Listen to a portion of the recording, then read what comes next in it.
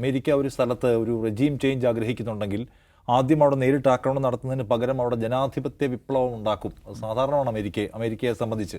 ഇപ്പോൾ ലോകത്തെ ഈ ഡൈനാസ്റ്റി ഭരണകൂടങ്ങളൊന്നും അമേരിക്കയ്ക്കെതിരെ കർക്കശമായ നിലപാട് സ്വീകരിക്കാത്തത്, പ്രത്യേകിച്ച് അറബ് റീജിയനിലെ സർക്കാരുകളൊക്കെ അമേരിക്കയ്ക്കെതിരെ ഒച്ചവയ്ക്കാത്തത് എന്തുകൊണ്ടാണ്? അമേരിക്കയ്ക്ക് ജനാധിപത്യ വിപ്ലവം ഉണ്ടാക്കാൻ നല്ലതുപോലെ അറിയാം. ഇപ്പോൾ നോക്കൂ, വെനസ്വേലയിൽ ഒരു പ്രശ്നമുണ്ട്.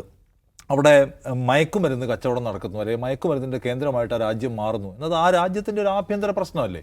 നമ്മുടെ നാട്ടിൽ ക്രിമിനൽ പ്രവർത്തനം കൂടുന്നു, നമ്മുടെ നാട്ടിൽ MDMA കച്ചവടം കൂടുന്നു. അത് നമ്മുടെ സർക്കാർ നോക്കേണ്ട നമ്മുടെ പ്രശ്നമാണ്. അത് അമേരിക്കയ്ക്ക് വന്ന് ഇടപെടാൻ കഴിയുന്ന ഒരു പ്രശ്നമാക്കി എങ്ങനെയാണ് അമേരിക്ക വികസിപ്പിക്കുക? അപ്പോൾ അമേരിക്ക കാരണങ്ങൾ ഉണ്ടാക്കുകയാണ് അവിടെ പ്രശ്നമുണ്ടാക്കാൻ. എന്നാൽ അമേരിക്കയ്ക്ക് ഇടപെടാനുള്ള കാരണം ഉണ്ടാക്കുന്നു, അകത്ത് സംഘർഷങ്ങൾ ഉണ്ടാക്കുന്നു. ഇപ്പോൾ ഏറ്റവും അവസാനം അവിടെ ഈ നൊബേൽ പീസ് പ്രൈസ് കിട്ടിയ മരിയ മച്ചാദോ, അവർ അമേരിക്കയുടെ ഒരു പ്രശംസകയാണ്.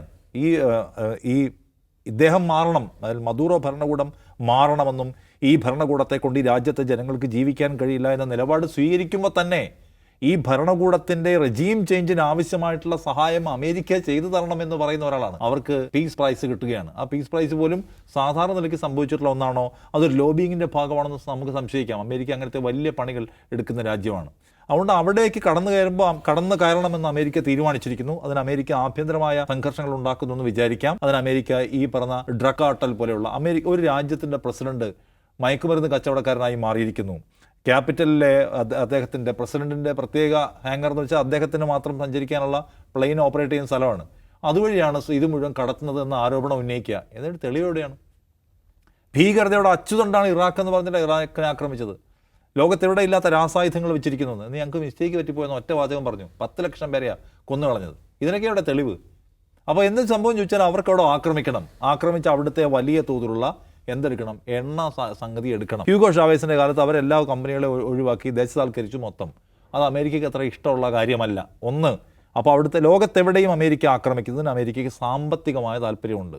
രണ്ടാമത് നയതന്ത്രപരമായിട്ടുള്ള പ്രാദേശിക അധികാര താല്പര്യങ്ങളുണ്ട്. ഇപ്പം നോക്കൂ, ഇവിടെ വെനസ്വേലയിൽ താല്പര്യം എന്ന് വെച്ചാൽ റഷ്യയും വെനസ്വേലയും തമ്മിൽ മികച്ച ബന്ധമാണ്. ഇപ്പോൾ ആയുധ കച്ചവടത്തിൻ്റെ കാര്യത്തിലും എണ്ണ കച്ചവടത്തിൻ്റെ കാര്യത്തിലും എല്ലാം റഷ്യയും ചൈനയും അവരുമായിട്ട് ഏറ്റവും നല്ല ബന്ധത്തിലാണ്. ചൈന ഏറ്റവും കൂടുതൽ വിദേശ നിക്ഷേപം നടത്തിയിട്ടുള്ള രാജ്യങ്ങളിലൊന്ന് വെനസ്വേലയാണ്. അതിന് പകരമായിട്ട് ചൈന എന്ത് വാങ്ങിക്കുന്നു? കുറഞ്ഞ വിലയ്ക്ക് എണ്ണ വാങ്ങിച്ചുകൊണ്ട് പോകുന്നു. ഇവർ പ്രതിരോധ കരാറിൽ ഏറ്റവും കൂടുതൽ ആയുധങ്ങൾ വിൽക്കുന്ന രാജ്യങ്ങളിലൊന്ന് റഷ്യ, ഏതാണ്? ഈ വെനസ്വേലയാണ്. അമേരിക്കയേക്കാൾ കൂടുതൽ ആക്സസ് പ്രതിരോധ രംഗത്തും നയതന്ത്ര രംഗത്തും ചൈനയ്ക്കും റഷ്യയ്ക്കുമാണ്.